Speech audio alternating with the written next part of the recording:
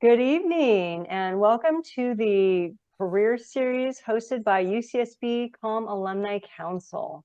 My name is Wendy McAnulty and I'm a CALM major class of 1990, part of the CALM Council, acting chair this year.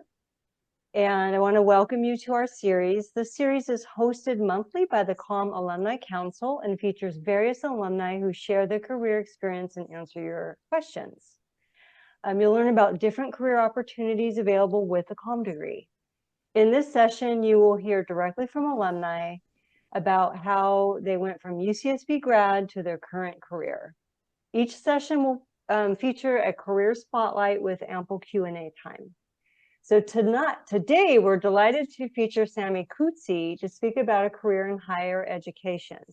And we're talking about his session is entitled, What Will You Do? Your Future is Unwritten. But first, let's save the date. We do have these scheduled every month on Wednesday evenings, most every month. So for this next month on April 9th, save the date for Stephanie Harris, class of 2013. And her topic is communication in sustainability careers.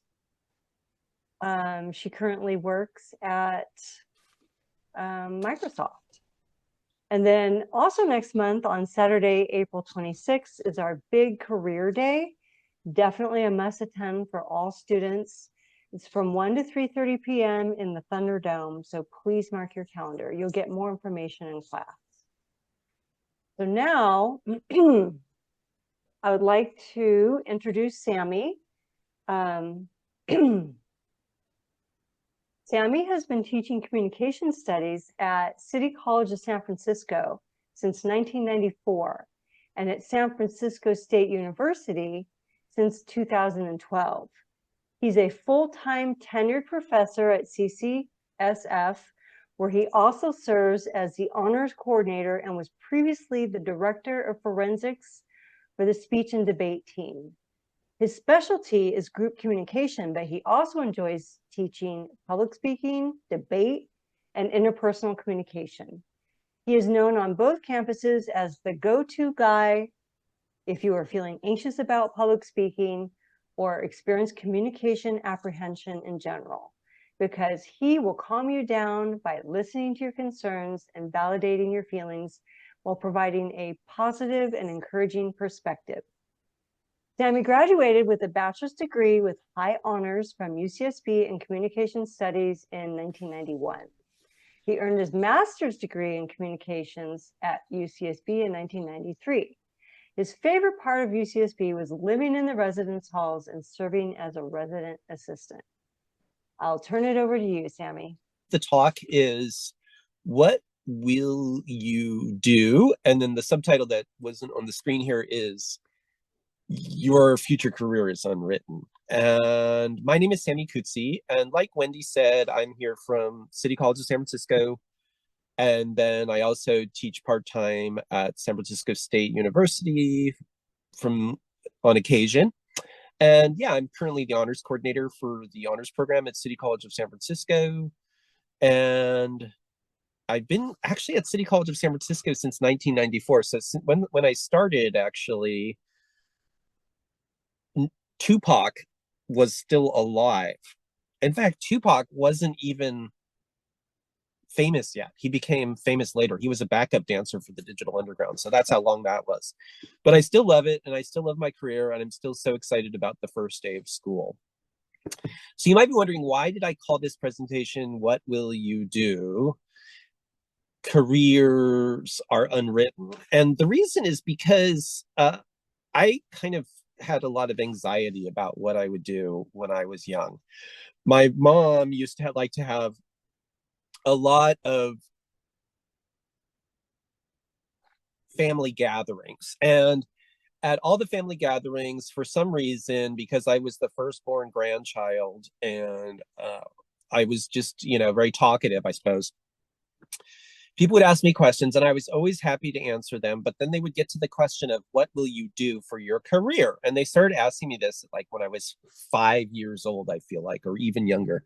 As soon as I could talk, it feels like that question was coming up for me. And for some reason, I felt a lot of pressure to come up with a good answer for that. And so I'd act really goofy and use a lot of humor in order to get through the situation. And here's a photo of me when I was super young, acting ridiculous, pulling up my pants like Edward Grimley from Saturday Night Live, long before Martin Short did that, because I was just so stressed out about this question: what will you do with your career? Like, what are you going to be when you grow up? And I don't know why my relatives were so obsessed with asking me that. And probably they were just making conversation, but for whatever reason, in my little anxious head, I turned it into a big, giant stress thing. So I have come up with some answers to that question. What will you do? And basically, it's an unanswerable question for a lot of reasons. One is that whatever you're probably going to do is there's a good chance that it's being invented somewhere still. Maybe in a garage in Cupertino. I don't know. The other thing is that whatever you're going to do, you're probably not going to be doing what you are doing when you start. So you might start one place and end up a completely different place. And then the third thing is that sometimes it doesn't really matter what you do. As long as you do the thing well, it really has to do with the communication around what you do. Are you easy to work with? And as a communication major, you're going to be awesome no matter what you do, because the communication around what you do is going to be amazing. And we'll talk about that in a little bit more detail as such. So for those three reasons, it's not a great question when people ask you what you're going to do. I'm not sure how often you all encounter it, but I certainly did encounter it a lot when I was your age. And even now, people ask me first thing, like at a cocktail party or whatever, what do I do? And I tell them what I do. And then we are able to move on with the conversation. But if I didn't have an answer for that, I wonder if they would immediately start giving me advice, and some of it might be a little outdated. So I have avoided that awkward situation by having a career. But before that, I had to sort of just kind of traverse through those conversations as carefully as possible. So what would I do? And people used to ask me that. And I started thinking about that as a kid. The first thing I wanted to do is I wanted to be a giant, not like necessarily Andre the Giant, although this is a picture of Andre the Giant, but I wanted to be a giant. I didn't know that being a giant wasn't a job. I thought you could just take on that job and you all of a sudden get big. And I had read about giants in storybooks, and I had seen wrestling on TV where Andre the Giant was. And I just thought, I'll be a giant. And I thought that would be a great thing to be. And I really thought that was realistic. Now, around that time, though, as I was telling people I wanted to be a giant, and they were laughing about it, and I don't think they were taking me very seriously, which was making me more anxious about my career future. There was a song that happened to be on the radio a lot, which was called Seasons in the Sun. And for those of you that don't know the song, it has a lyric that approximately is, we had joy, we had fun, we had seasons in the sun. But already there was a parody of it that was out, and at school and whatnot, people were singing, we had joy, we had fun, we went streaking in the sun. Streaking. Remember Will Ferrell in Old School? Let's go streaking. So excuse me, I was a kid. I did not know what streaking was. I did not know. So I asked my mom, what is this streaking thing? And she said, oh, well, that's like where you run around naked. And I thought, oh, that's what I want to do for a career. I want to run around naked. And so I thought I could combine that with the whole like giant thing and run around naked. And it wasn't even a sexual thing. It was just, I thought my whole family would do that. I'd have my wife would do it, and my kids would do it. And we just all run around naked, and maybe we'd be naked giants even. If we could combine them, we'd be like naked giants. And I just thought that sounded so cool.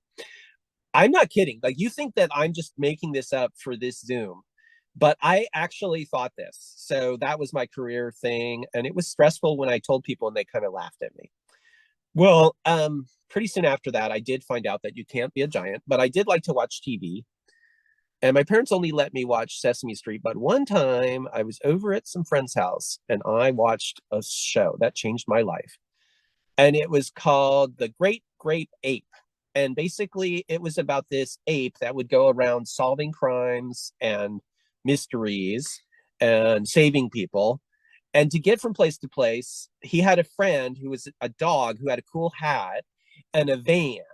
And he would drive all over the place, solving crimes and solving mysteries and whatnot. And I thought, well, I probably can't be a giant, but maybe I can be the grape ape and I can ride around in the van and I can be the driver for the great ape and I can be that dog.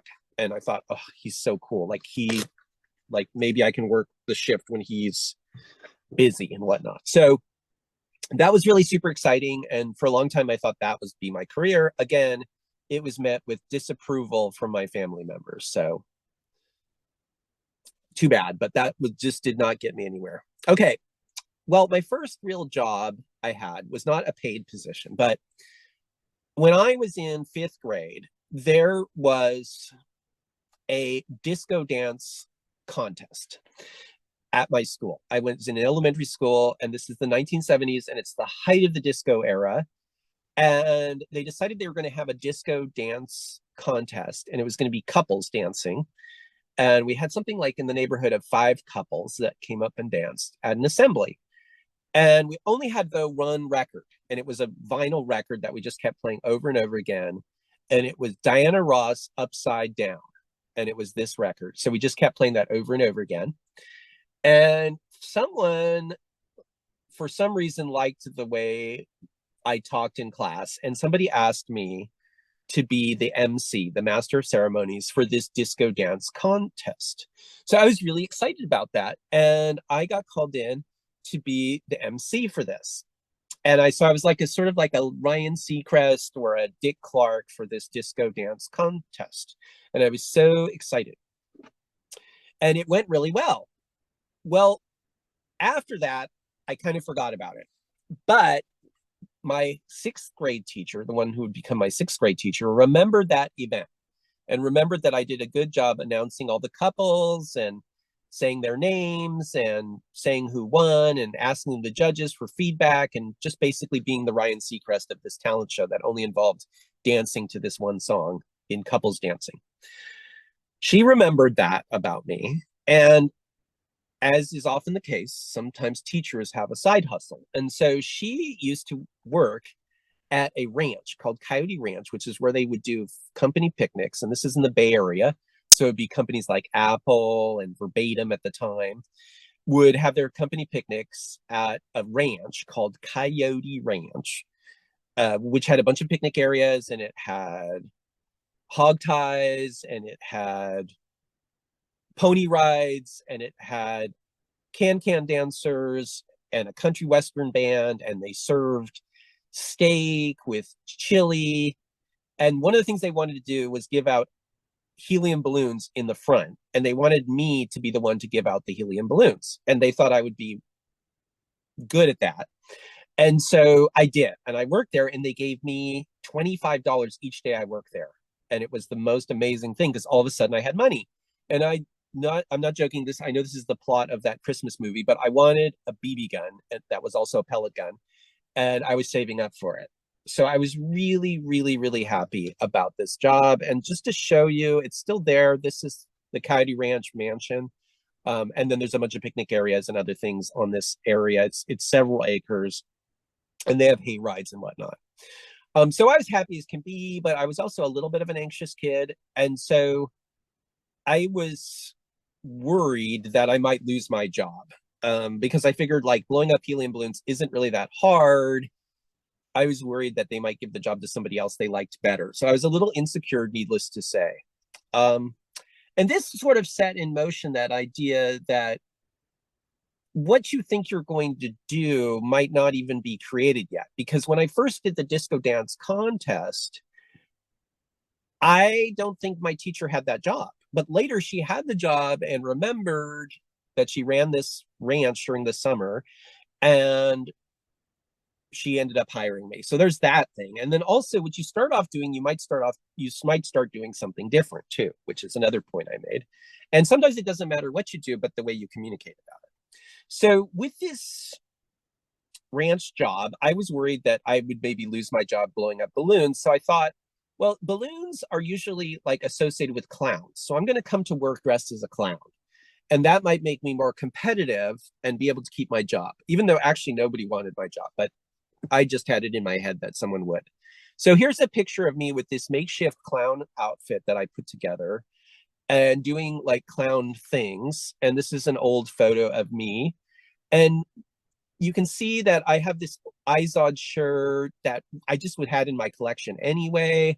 And then this tie that I ordered from Johnson and Johnson, which was this novelty club at the time. And then I had those rainbow suspenders because those were worn by Robin Williams, but by then they were completely out of style. And I guess the rest of the outfit I just threw together. Somewhere I bought a rubber chicken. I can't remember where I got that. I probably from Johnson and Johnson, and that was my little brother's bat that I had converted into something. So I was doing clown stuff, and I was suddenly more popular. And it was pretty clear I wasn't going to lose my job, but people would come in and they tease me and they said, like, "What are you going to do? What can you do as a clown? Like, do clown stuff." And I'm like, "Well, I can make balloons." And they said, "What kind of balloons?" I said, "I can do helium balloons." So I made them helium balloons, but they're like, "That's not very clownish. Like, you're not a very good clown because you can't do anything else. Like, you should be able to juggle." And I came home that day just by chance from work, and my neighbor was having a garage sale, and he was selling a book called Juggling for the Complete Klutz. And it came with 2 balls because one of the balls was lost. So I bought that book from him, which he actually gave me for free because nobody would buy it. And I actually read that book, which was, I think, written in Santa Cruz, California. And I learned how to juggle. I don't know how I did it, but because I'm not very, very agile or anything, but I learned how to juggle, and I was suddenly a juggling clown. And I had, you know, the ability to do that.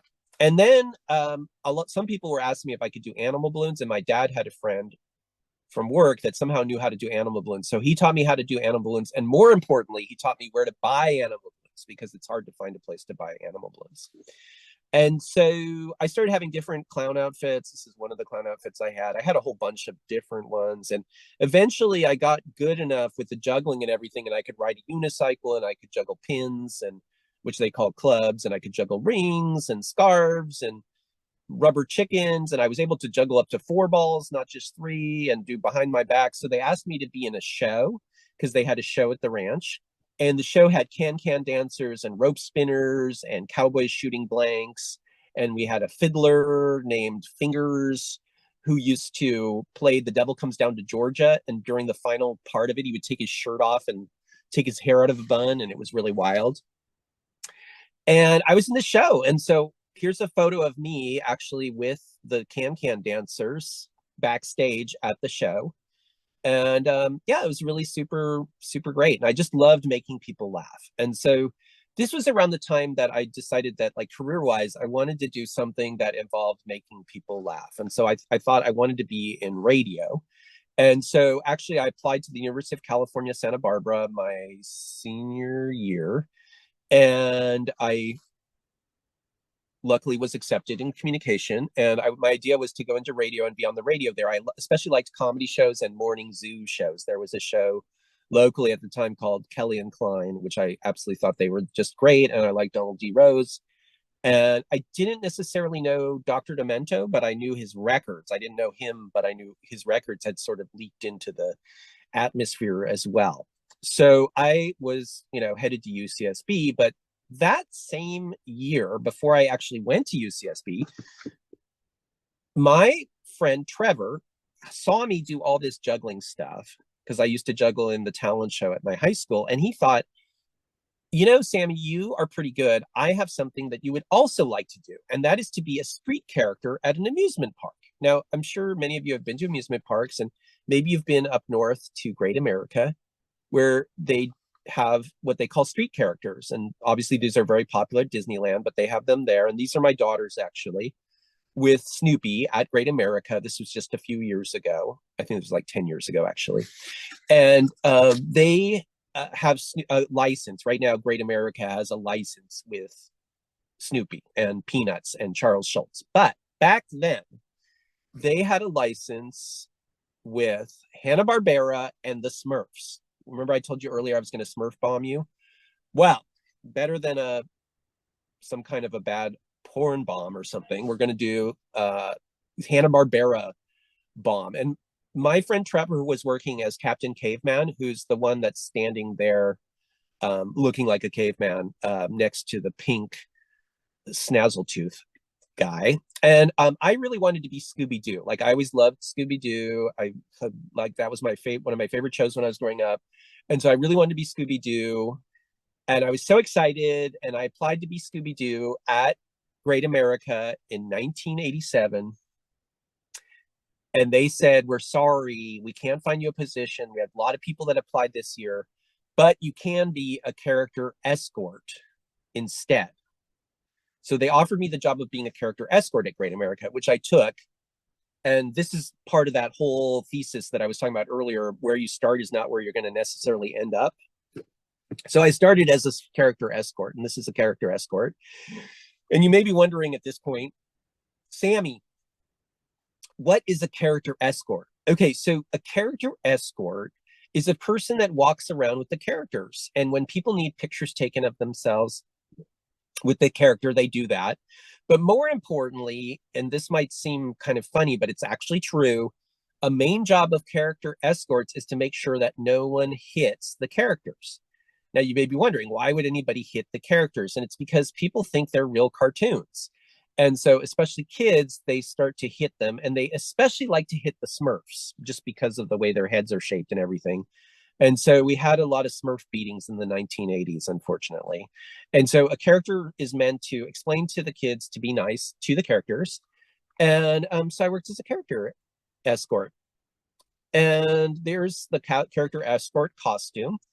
And that year I actually won Escort of the Year, which I was really excited about. And I put that on my resume, Escort of the Year, which got some weird looks from people when I applied for other jobs because they didn't know what an escort was exactly. I guess there's other types of escorts.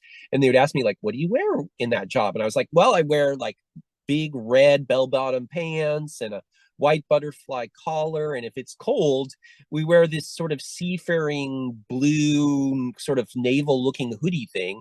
And I won Best Escort. I'm the best escort ever.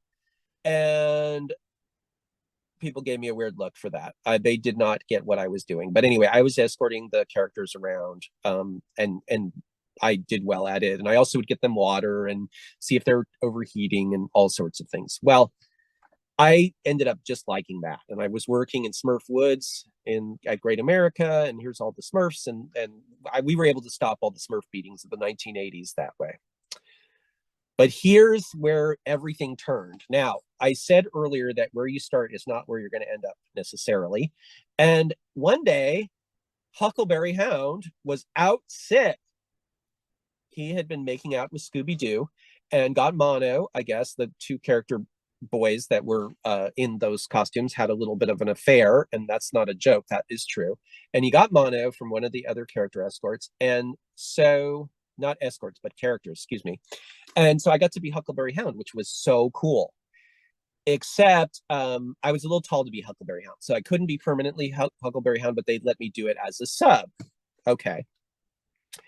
And then pretty soon after that, the person that played Yogi Bear got sick. Well, you know where this is going, because one day, I am happy to report, Scooby-Doo was out sick. I don't wish sickness upon anybody, but this person got sick temporarily, and I got to be Scooby-Doo. And I was the right height for that too. So I got to do it like more regularly and more permanently.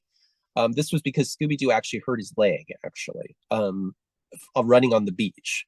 And I got to be Scooby-Doo. I was the right height for it, which is I'm 5'9.5". If you're any taller than that or shorter, you can't be Scooby-Doo.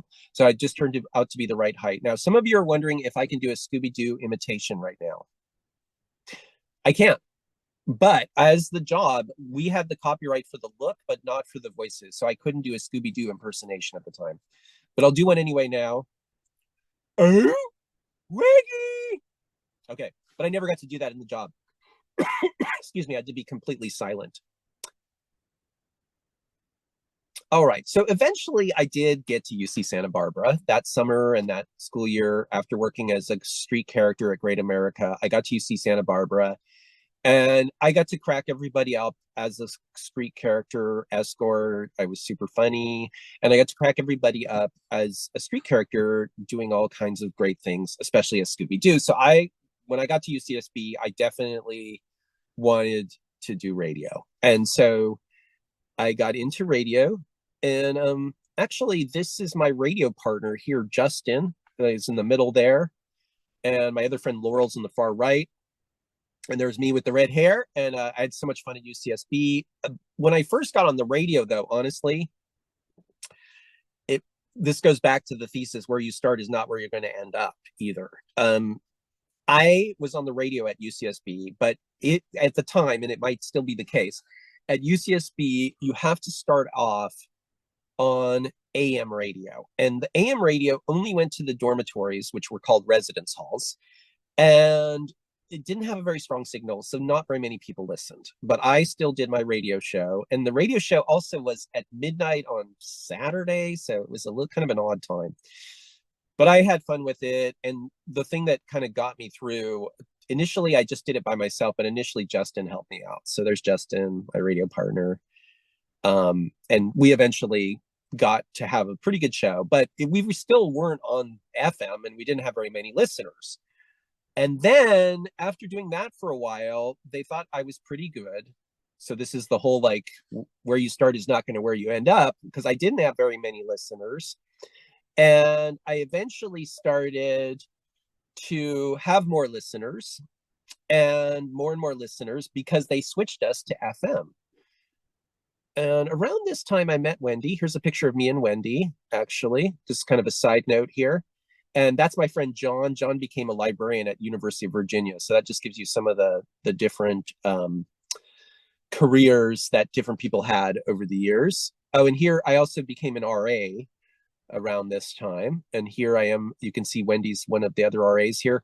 The funny thing about this picture is I have acid wash jeans and my pants are kind of rolled up in pegs, and because that was in style at the time. And here's another picture of me as an RA. We'll talk more about the RA stuff too. But one of the great things about being an RA is I got to see some of the ideas that we were studying in class go into action, and some of the communication skills that I was learning in class. But anyway, here's a picture of me with the radio. Doing radio. And at this point, I had thousands of listeners, because this is before podcasting. This is before XM radio. This is before any kind of like conglomeration of the radio stations had happened. And so we only had a few radio stations in Santa Barbara, and people actually listened to the student radio station at the time. And I think they still do. But it was super popular. We had thousands of listeners, and I was on the radio and I got a great time slot. So that was really fantastic. So I loved that. And Justin was my partner, and we did all kinds of radio, and we really loved it. And I thought that was it. This is what I'm going to do for the rest of my life. I'm going to become a radio person. And some of my colleagues did go on to do radio. Actually, some of you might know a conservative commentator named Sean Hannity, who's on Fox News. And actually, Sean Hannity was also had a radio show, a very conservative radio show, and he actually got kicked off of the radio for being too conservative and somewhat offensive sometimes. But he ended up putting on his resume the most dangerous man in college radio, and he ended up getting hired by a conservative group. At the time, he was not actually a student at UC Santa Barbara, but he was working at the radio station, because I think he was like a part-time student. He took if you took one class there, you got to be on the radio if you wanted to volunteer your time. So some people did go into radio. I know some of you maybe agree with Sean Hannity's politics, and some of you maybe don't. But anyway, besides that, he was a successful broadcaster and continues to be successful.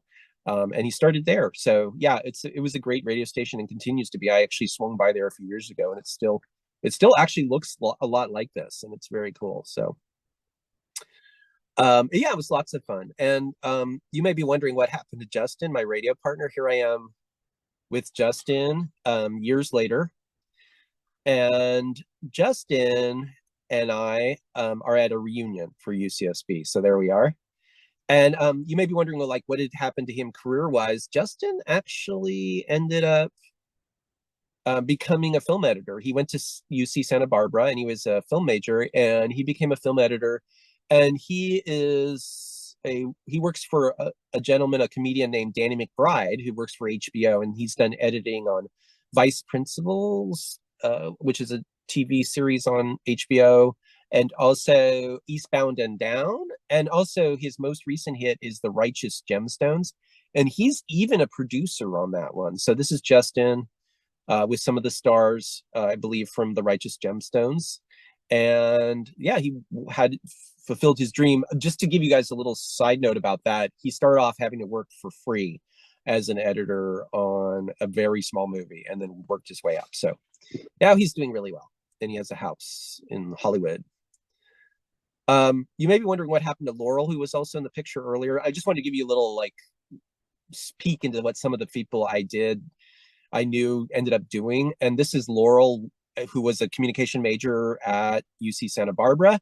And she became a commentator on MTV for Star Wars fans. And long before Comic-Con became in vogue, she used to go to Comic-Cons and interview different people, and she had a show.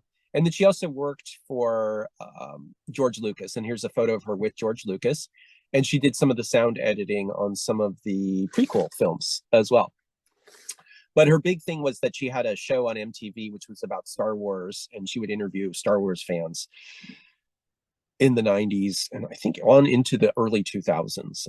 And Laurel's still around doing stuff in Southern California. Last time I saw her, she was living in Melrose, like the Melrose Place show, if any of you know that. So, and then I got into graduate school. One of the things that happened around this time is I headed into graduate school, and here's some of the guys I used to hang out with when I was in graduate school. And I went into graduate school at UCSB because even though I loved radio, I was finding that I really liked the research aspect and doing research at UC Santa Barbara. And I'd started working as a research assistant for Tony Mullick, who was studying the gender-linked language effect.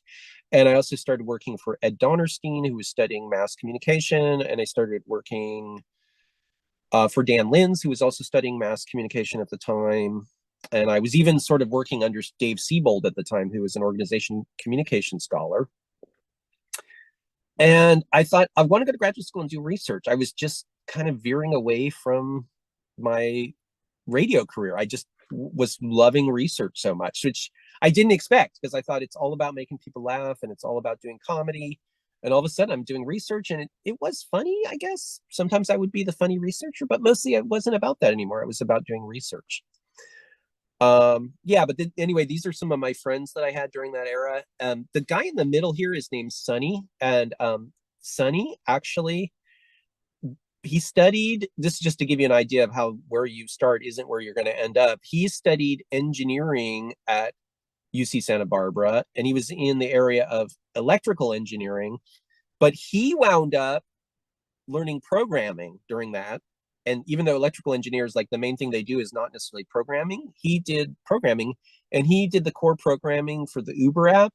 He also worked on the first version of programming the iPhone, and he also put together the Fire platform for Amazon when Amazon started their streaming service. So yeah, lots of things that, different UCSB grads did, and not always exactly where they started, because he started off as an electrical engineer, but ended up getting into programming. So then he's still working for Amazon right now, actually. What happened to me was I started teaching at UCSB as a graduate student, and I ended up just loving teaching so much. I even liked it better than doing research. So this is another example of where you start, is not where you end up as well.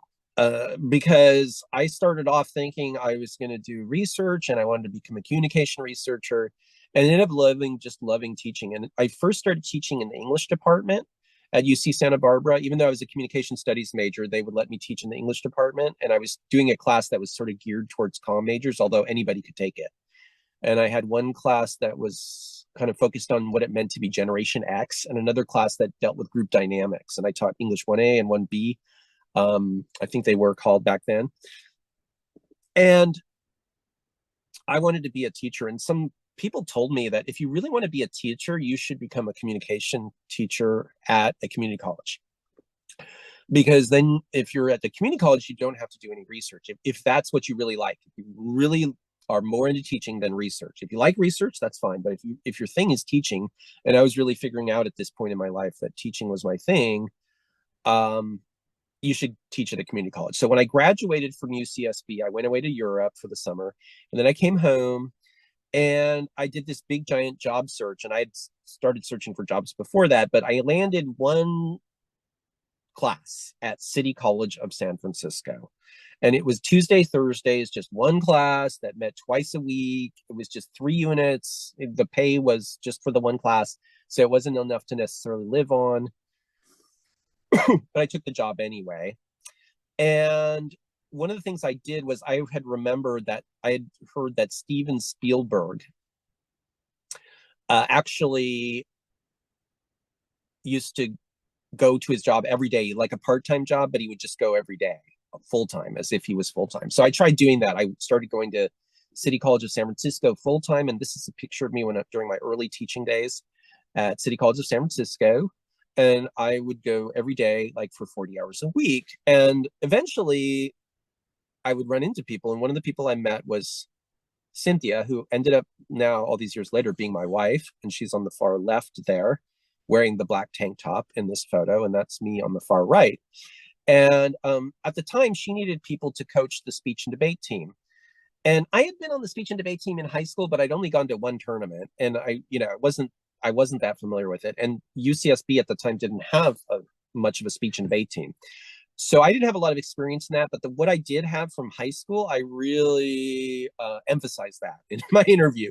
And I was able to then go from teaching one class to teaching 3 classes. But at first I just volunteered for the first couple, I think like something like 6 months or more. I just volunteered and went to tournaments and learned all about speech and debate team activities and forensics competitions and whatnot. And we ended up being really successful. And because I was useful and I was always around anyway, they eventually hired me to be full-time. And I was only like 25 years old when they offered me a full-time job, actually I was 24 and I think I was 25 when I took it.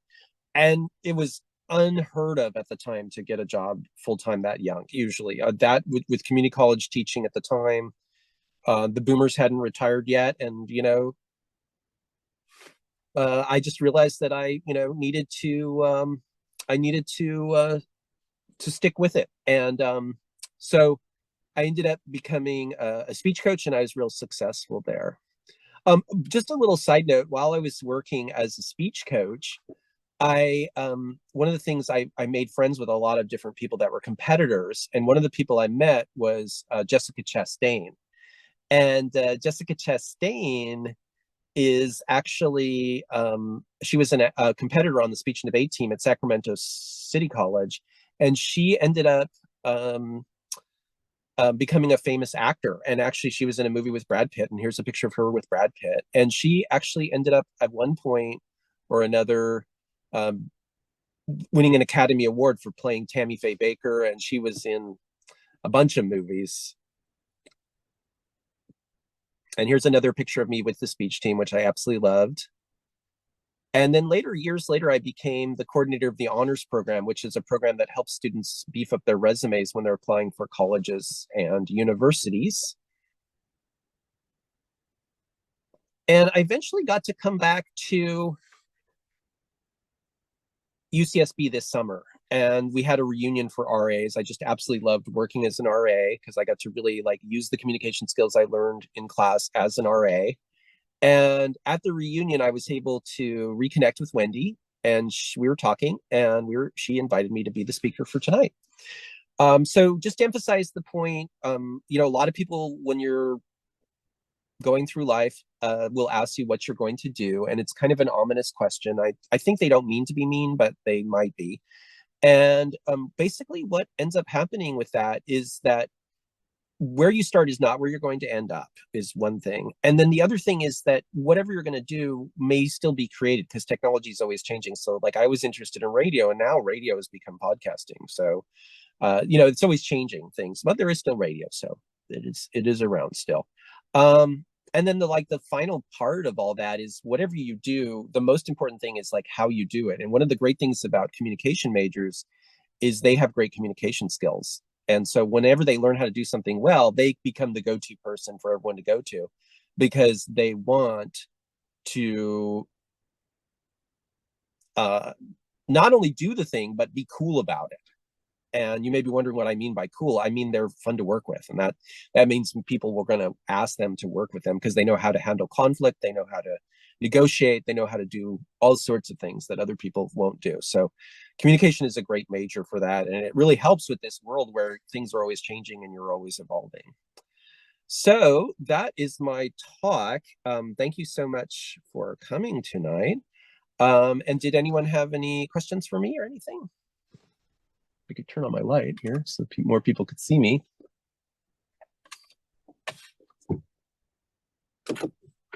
That was great, Sami. Let me ask, was there a particular class that you may have taken, or a series of classes that you found exceptionally helpful in your career?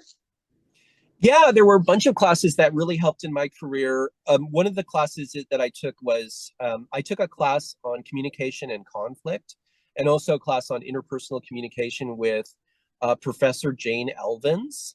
And she really taught us that when there's a conflict, it's important to keep in mind that basically not,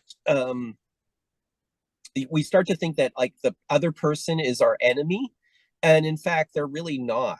They are basically have the same goal as us. There's just a disagreement about how to actually achieve the goal. And so she always reminded us to collaborate with the other person and look for common ground. And so when I became an RA, that was great, because sometimes the students in the residence halls would have fights with their roommates. And when I was trying to serve as a mediator, I would always use those concepts from Jane Elvin's conflict class. So that was super helpful. And then also Dave Siebold's class was really helpful when I became an RA. And also just working at a community college, because he taught us how organizations work. So I figured out how to make organizational change happen.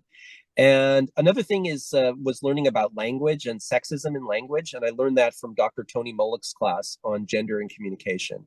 And how to sort of weed out homophobia and also sexism and other isms in our language. So all those were super helpful when I was an RA at UCSB, but also, going into working at City College of San Francisco and working at San Francisco State, being the honors coordinator, being the director of the speech and debate team, all those places, those classes were really, really instrumental and helpful.